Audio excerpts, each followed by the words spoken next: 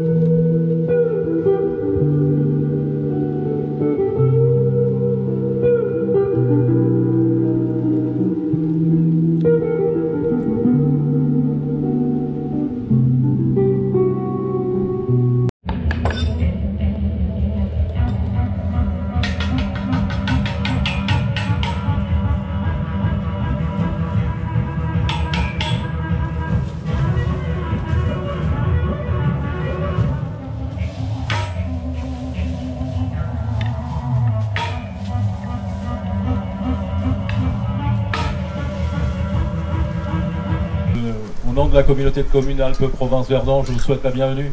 Heureux qu'on se voit, heureux qu'on se rencontre, sans qu'il y ait trop de contraintes sanitaires. On avait quelque peu oublié qu'on pouvait faire ça aussi, et donc aujourd'hui c'est formidable. Je pense que, comme moi, vous avez dû apprécier ce spectacle. Chapeau, félicitations à cette compagnie. Un spectacle de grande qualité, qui a été conseillé par Art et Culture, et vous vous êtes pas trompé. C'est quelque chose de qualité, et je crois que tout le monde l'a apprécié à ce niveau-là. Donc merci à vous. Je suis avec Alain Delceau, vice-président de notre communauté de communes et conseiller départemental, en charge là aussi de la culture. Donc merci à lui d'être parmi nous. Et je voulais simplement vous dire l'importance que la communauté de communes attache à la culture. Il y a beaucoup de choses à s'occuper. Certains pensent qu'on pourrait faire l'impasse là-dessus, et puis traiter d'autres sujets. Ben non. Non, on pense que la culture, c'est quelque chose qui est important. Je ne dis pas qu'il ne faut pas traiter les autres dossiers, on le fait, mais on ne fera pas le sacrifice de la culture. Donc c'est quelque chose que je souhaitais vous dire, on l'a indiqué, vous le voyez dans l'agenda culturel qui est à côté et qu'on a prévu pour l'été. Vous verrez la richesse de cet agenda, tout ce qui a été à l'intérieur, et surtout quelque chose qui va dans tout le territoire. Et c'est une volonté forte de cette communauté de communes qui est très grande, puisqu'elle représente un quart du département en superficie. Et je souhaite que la culture aille dans tous les villages de notre communauté de communes. Ce n'est pas aux habitants à venir vers la culture, c'est aussi à la culture à aller vers les habitants. Monsieur le Président, la communauté de communes a une tâche, c'est que chaque village puisse accueillir la culture. J'ai la même tâche au département. Formidable. À savoir que la politique culturelle de la présidente, qui doit être mise en place d'ici la fin de l'année, en fait, attachera une importance à ce que la culture vienne partout. Et les échappées belles, notamment la réunion que nous avons eue il n'y a pas longtemps avec le théâtre de Durance, à quelque chose d'important. S'ils veulent une scène nationale, ce qui devrait leur être attribué d'ici la fin de l'année, il faudra également qu'ils se déplacent partout, dans nos collèges et dans nos villages, pour porter la culture chez nous. Grand plaisir, merci beaucoup de me recevoir, merci beaucoup à toute l'équipe du musée de la Minoterie, à Stéphanie Favier, Thomas Duboeuf de m'avoir proposé cette exposition, de me présenter ici. Merci beaucoup à la communauté de communes Alpes-Provence-Verdon, le conseil départemental des Alpes-de-Provence. Merci, sans vous cette exposition n'aurait pas pu voir le jour, donc merci beaucoup. C'est un ensemble qui s'appelle Sous la peau, qui a démarré, qui est né en 2014 à la demande des banques alimentaires de France, qui sont venus me voir pour me proposer de travailler sur la lutte contre le gaspillage.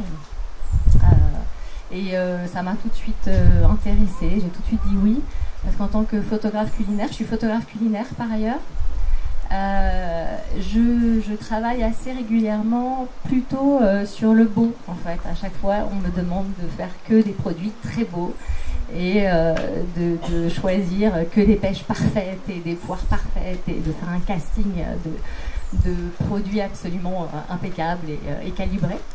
Et donc là, pour une fois, on me proposait de travailler sur des produits destinés au rebut, donc des produits moches, tachés, et voilà. Et donc c'était un défi pour moi, et je trouvais ça vraiment intéressant de renverser la vapeur et de travailler et d'essayer d'esthétiser au maximum ces produits moches. Donc j'ai travaillé avec les banques alimentaires, donc c'était en 2014, on a fait une première série qui s'appelait « Et plus chez moi ». Il y a eu 10 images qui sont nées à cette époque et qui ont été exposées un peu partout, à Paris, qui ont été exposées au Pavillon France à l'exposition universelle de Milan.